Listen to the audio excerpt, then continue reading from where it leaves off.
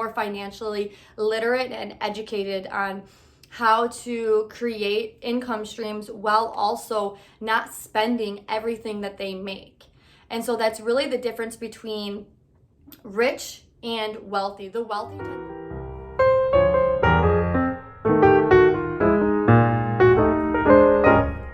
Hey y'all, and welcome back to another episode of Tea with Tayler. Thank you for joining me. It means a lot. If you find value in these videos, please consider sharing or even subscribing.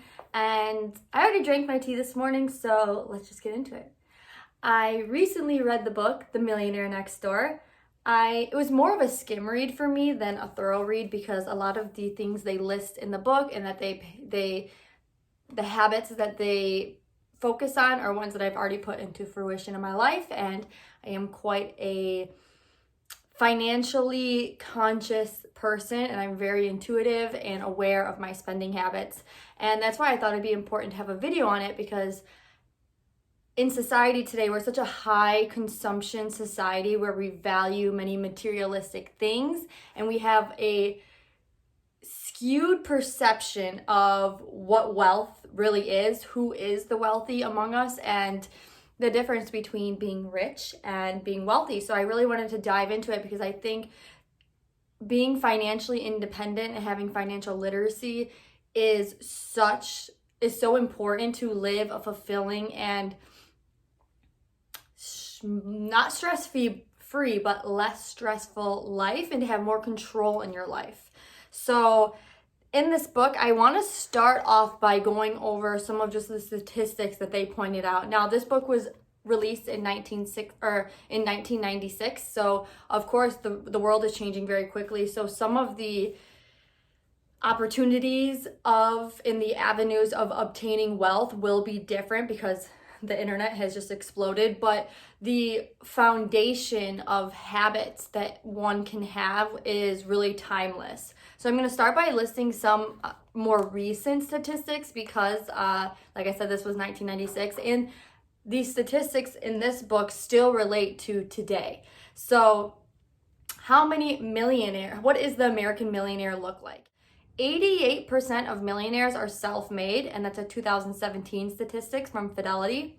1 in 3 millionaires are foreign-born or first generation, and that really is because many immigrants who come to this country, they come to this country seeking opportunity that they didn't have in their own countries. They are, a lot of times when you're not brought up in the society, you're able to appreciate it more and have gratitude for it, and that's why they take advantage of the opportunities that this country brings. And 97% of millionaires believe they are in control of their destiny versus 55% of the general public. And that's from 2021, Chris Hogan and CNBC. And I just find that statistic to be very important because you think about it, and I'm going to go into these details more often, that these millionaires, like we just stated, 88% of them are self-made. So they weren't brought up as millionaires. Their families weren't a bunch of millionaires, and it was just so easy for them. They took over the family business because that's just not true. These people took control of their life. They obtained a financial independence and a status that made them feel secure, and that they realize that they really are in control of their own destiny. And as we'll explain more, a lot of these people are self-employed business owners, and so they are more in control of their time, of obviously their employment, and there is no cap on what they can gain. And so versus these people who they didn't learn discipline when it comes to spending, and they aren't aware or in control of their spending habits. They feel as if that their future is out of their control. It's controlled by the big man and the wealthy, not knowing that they could obtain a portion of wealth themselves if they just learn self-discipline when it comes to spending, living within your means, saving, investing. And that's why we're going to dive into this more in this video, because I think everyone can obtain some sort of financial security if they really try and they learn about it, because being financially literate is essential to living a successful life, in my opinion. Now these are from the book. Less than 20% of millionaires inherited 10% or more of their wealth. So that's a very small percentage of the millionaires. And like I said, 88% are self-made. So that kind of destroys the narrative that if you are not already from a wealthy family, you will not be able to obtain wealth yourself. We're teaching that to children today, and I feel like that is very detrimental to their future, because when you teach someone at a young age, they're like a sponge. They'll absorb to what is told to them and what the surrounding society that they're invested in. So if you're telling children that why try because you're oppressed and it doesn't matter how much you work or how hard you work, you'll never get ahead. And when you teach children that, why would they work? And it's a lie. It's based off a farce, because if you work hard in a country like America with the amount of opportunities that there are, you will succeed. You just can't give up, and you got to learn as you go. You have to critique and pivot and change and adapt. And more than half of millionaires in America received $0 in inheritance. Fewer than 2.5% of the American millionaires received an act of kindness, which is equivalent to $10,000 or more from family members. 91% never received ownership of their family business. So they may have grown up in a family that had a business that was successful and provided them with their financial stability, but 91% of American millionaires, that business wasn't passed down to them. And I really want to focus on this point because, and before I do, I want to focus on the rich versus the wealthy. I think we have just like we're very deceived, especially with social media. We see people with a lot of materialistic things, nice houses, going on nice trips, and which some of you may not be aware of, a lot of these people are actually broke. They live paycheck to paycheck. So I would qualify as the rich. They have money to obtain materialistic things and maybe live in nice neighborhoods, but they don't have wealth. They live more of a paycheck to paycheck. They don't have much savings. Compare that to what I would consider wealthy, and these people are the financially independent. If their income stream were to stop, they would be able to live for quite a long time throughout their reserves or their investment. They're more financially literate and educated on how to create income streams while also not spending everything that they make. And so that's really the difference between rich and wealthy. The wealthy tend to live below their means. They understand the importance of saving and not spending everything that you have. And that's because they're able to learn traits like being disciplined, self-discipline in your spending habits. They're able to sacrifice, instant gratification for future rewards. We as a society suffer, and we really are controlled by instant gratification because now we have things so quickly at our fingertips through the internet and social media, and we're constantly comparing ourselves to people that we see on social media. We want that instant gratification, that we lose our perception that sacrificing things in the present will better your situation in the future. And wealthy people were able to obtain that skill to sacrifice the present for the future and to live below their means, not spending everything they have. And they really don't yearn for the acceptance of society that, like, even because you have a lot of money, you have to showcase that you have a lot of money. And that is something that we've adapted to as society, that when we look at people, if they have a lot of money, we expect them to spend a lot of money and to have all the designer bags and to have the nice cars and to live in the upscale neighborhoods. And they point out in this book, and they specifically make a point to speak on this many times throughout the book, that many of the wealthy people don't live in these upscale neighborhoods. A lot of times when you live in these upscale neighborhoods, you're surrounded by high consumption people and people that trying to up one another, like showing your new car, showing this and that. So that's the difference between rich and wealthy, and keep that in mind when you're on social media or when you see people. Don't be fooled by the facade, because high consumption, lavish lifestyles, that sells, that captivates our attention, because living frugally and having responsibility and having to miss out on things, that's a lot more boring. So they've allowed us to be manipulated by all these TV shows and the celebrities and online, that's what life's about. It's this materialistic things, it's this fancy living, While majority of these people will end up probably being broke. I mean, you see a lot of athletes and people who make millions and millions of dollars and end up broke because, for one, their income stream doesn't remain like that for forever, and they didn't put together, they didn't budget and plan and invest for when they were no longer making that income, but they did adapt and they did obtain a lavish lifestyle and high consumption lifestyle that you can't just snap out of for the most part. And that's why habits of the wealthy is one of the biggest things, is to live below your means. Don't spend everything that you make. Maybe you have to miss out on a night on the bar. Maybe you don't have to buy a new outfit every time you go on vacation. Let me tell you, no one cares if you wear the same outfit. No one's that obsessed with you where they're looking at your Instagram and stuff like that. It's humbling to like realize that, like, okay, no one cares. No one cares. You care more than that. And if people do care, I don't think you want to be associated with them. Not that I'll make your life decisions, but just saying. Frugality wins.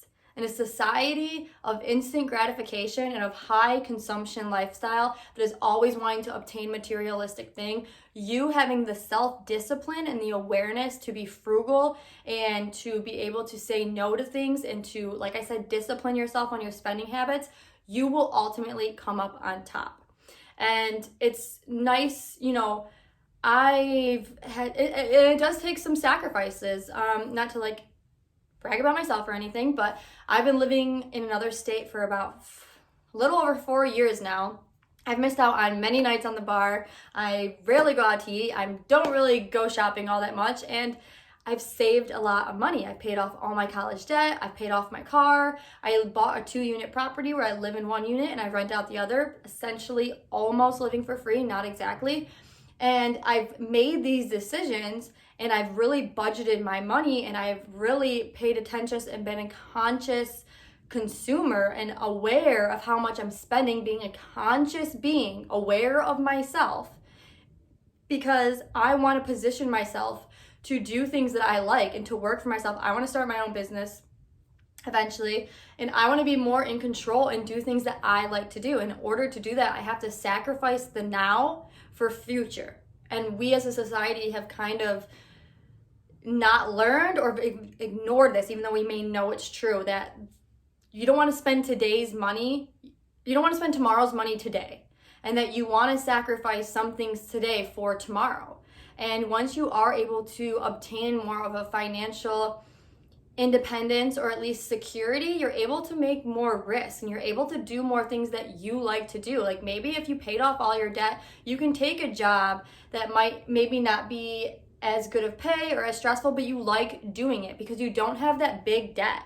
Or maybe you want to start a business and you're debt free, so it's less of a risk because you have less monthly obligations to pay for and you can focus more on starting up a business. And so when you do learn, and that's why financial literacy and understanding money is so important, and don't look to outside sources. Like, you don't look to the public school systems and politicians for them to teach you financial literacy. Again, there might be sinister motives as to why they don't want you to learn financial literacy. Maybe they like you looking to them to solve all your problems and ultimately maybe be dependent on the government because that wins votes.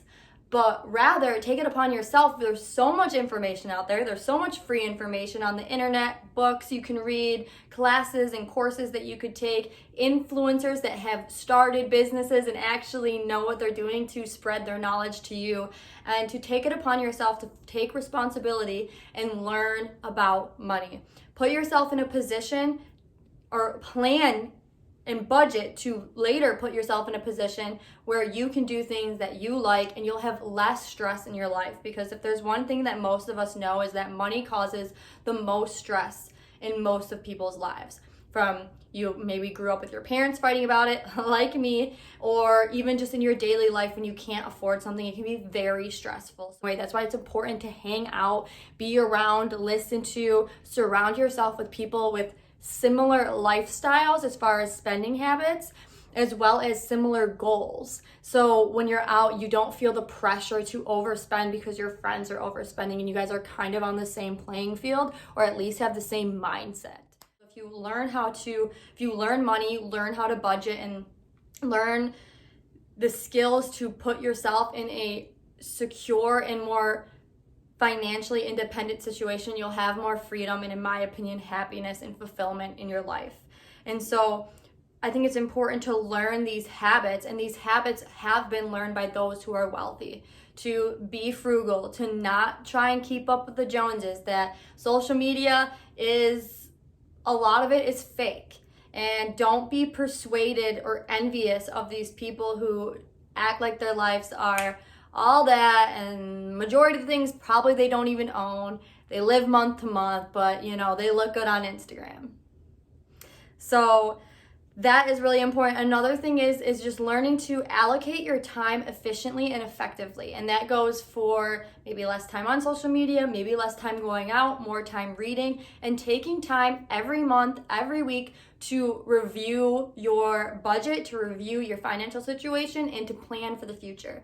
I do have an Excel spreadsheet where I have a budget for your current bills, 6 months, a year. I use it religiously. I've shared it with people. It's pretty easy to use, but it's very important to know your spending habits, how much money you have, how much money you want to save, how much money maybe you need to pay off, your debt. So get your financials in order. Understand what your situation is, because before, you can't plan for the future if you don't understand your current situation. And while I just mentioned debt, I do find that to be one of the hindering things of our society today, is that we are such a debt-oriented society that back in the day, it was like more frowned upon to be in debt. You didn't want to be in oodles and oodles of debt. Like, people wanted to pay off their car, they wanted to pay off their house. And today, with such easy access to credit cards and to credit, we live on credit, we live on debt. And not realizing that debt is a form of, in my opinion, that is a form of oppression. I don't know if that's the best word for it, but because when you're in debt to someone, you have less freedom upon yourself, because maybe your college tuition, maybe all your credit cards, and I don't know if you guys know, but when you're putting credit on your credit cards and paying your minimum payment, you're paying interest. So you need to learn about interest. You need to learn about debt, your debt to income ratios, how to make a return on investment, how you calculate a return on your investment. So really take it upon yourself to learn about money, and to almost regress your memory or your mind to care less about the materialistic things, and catch yourself when you're being envious or almost jealous of, and I know it's difficult because we're constantly reminded of the fabulous lives so many people are living, or at least want us to think that they're living. And a lot of these people are probably in debt. Like, all the things that they're flaunting to you, they probably put on credit cards. They probably don't own that car. You know what I mean? And it's like once you realize that, you're not as envious or upset with yourself, because I don't know, I just look at a lot of people and I see it a lot, but I feel like I can just read they're probably broke. I mean, it just is what it is. And when you have a society that's so over leveraged on borrowing and debt, it really is somewhat, and also growing to be less responsible for their own finances and more demanding that others take care of their finances. Because when the government takes, if they were to alleviate student debt for people, the government doesn't have money. It's all of our money via taxes. So all this stuff is intertwined. It is correlated, and that's why it's important for us to take responsibility of our finances and not look to others, because the economy, in my opinion, cannot sustain itself by being so over leveraged on debt, with people demanding more and more be controlled by the government, which is our taxes, and less responsibility upon themselves. I think we need to adapt more to wanting to take control of ourselves and wanting to take responsibility of our situations and our finances, and ultimately to have more freedom over our lives and how we would like to spend them. And I think how you do that is through financial literacy and independence. So those are the things that I think it's important for us to learn as far as habits go. And I want to now just kind of focus on a few hindering habits that people have. Obviously, it's this, spending tomorrow's cash today and, wanting materialistic things. But another thing that they mentioned that I think is important is if you have children or when you have children in the future is not to not finance their lifestyles. Of course, you're gonna when they're children, you pay for their clothes and their food, but within your means, and you teach them at a young age that money is not limitless. And once they become adults, you don't continue to fund their lifestyles. They will end up thinking that they are owed things and that your wealth is their wealth. They feel entitled to it, as well as they aren't learning the important skills that will then bring them success in the future. Actually, they are learning to be dependent, and they're a high consumption lifestyle, knowing or thinking that their parents are always going to take care of them, and then they're not learning the skills to actually be financially dependent. So if their parents ever cut them off, or just in the grand scheme of life, they're average, or like they're not. They're leeches. They're leeches onto their parents, as well as they tend to grow more of a narcissistic, the world owes me. Those are those are the people walking around saying they're socialists, that their parents paid for everything and now they demand that society pays for them because they never had responsibility or the drive to make money because it was always handed by their parents. And a lot of these people they mentioned in the book consider themselves to be like self-made, when really their parents are funding their lifestyles.